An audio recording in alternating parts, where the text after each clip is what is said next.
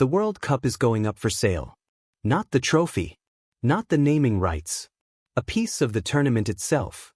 FIFA announced it this week, and within hours the backlash had arrived from UEFA, from the new British Prime Minister, and from confederations who say nobody told them this was coming. There's even been talk of a boycott. So let's slow this down and actually explain it, because there's a lot of noise around this story and the details matter. What is FIFA actually selling, who's buying, and what does it mean for you as a fan? Let's go through it properly. Here's the announcement.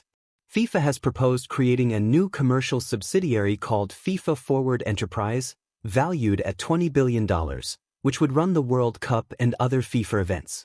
FIFA would keep the majority share. Minority stakes would be sold off to outside private investors, raising up to $4.2 billion. So to be precise about it, FIFA isn't selling the World Cup outright. It's selling a slice. And FIFA has been very clear about what it claims it keeps: governance of the game, control of competitions, the match calendar, and all regulatory and sporting decisions. That all stays in FIFA's hands, according to FIFA. Now, why do this at all?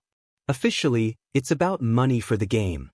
FIFA's long-standing argument is that the World Cup is its primary source of income, and that money funds everything from grassroots football to the administration of international tournaments.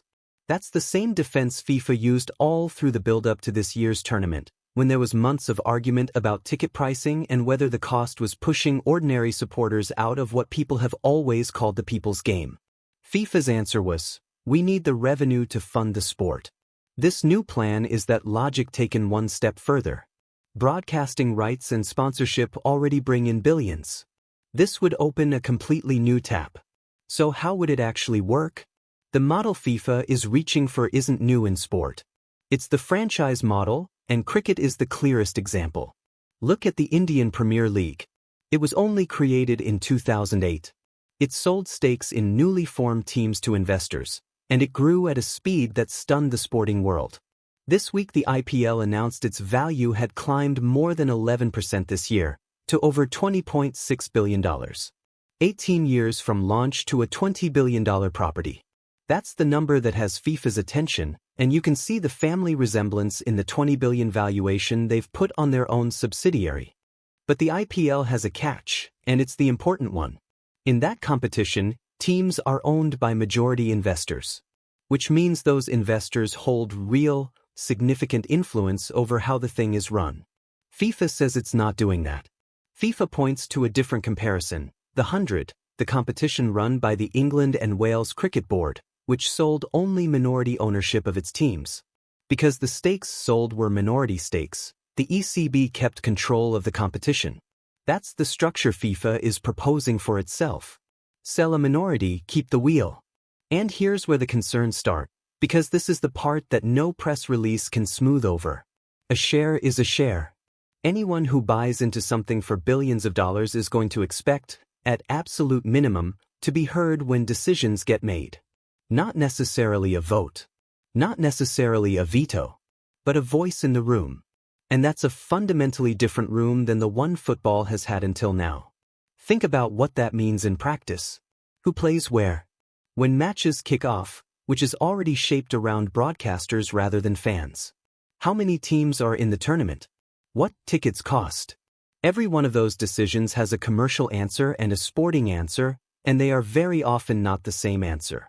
Once investors are in the building expecting a return, which of those two answers do you think gets louder? FIFA's position is that none of this is a risk, because it retains the majority and all sporting decisions. And structurally, that's a real argument, not a dodge. Minority ownership genuinely is different from selling control. But football has watched this movie before.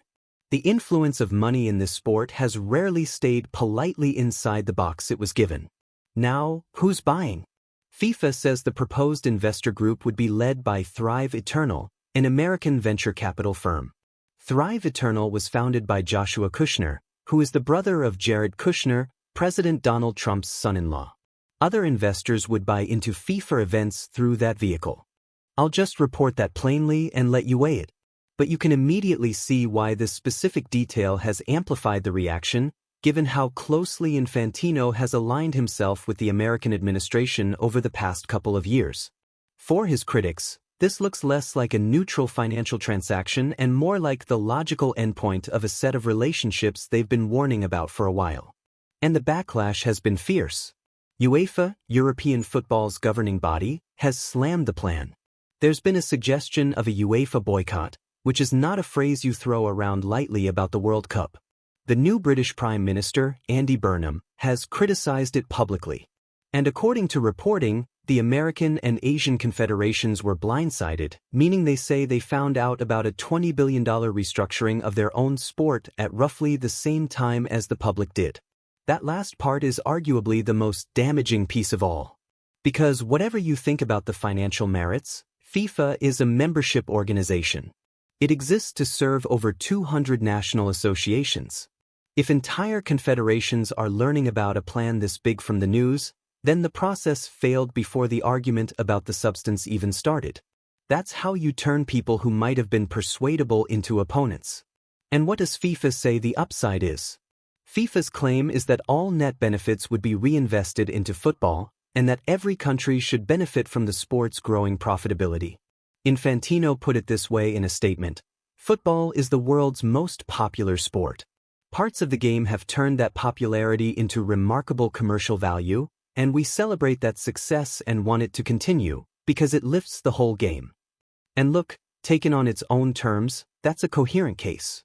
If the money genuinely flows down to federations that need it, if it genuinely funds pitches and coaching and youth football in places that have none of it, then this is a good deal for the sport. That's the promise. The problem is that the money will be reinvested is a promise football has heard many, many times. And fans have watched revenues climb year after year while the thing they actually experience, the cost of following their team, has only gone one direction. That's the credibility gap this plan has to cross, and no valuation figure closes it. So here's what it actually means, stripped of the noise. It is not a sale of the World Cup. It is the sale of a minority financial interest in the body that commercializes it, with FIFA keeping formal control.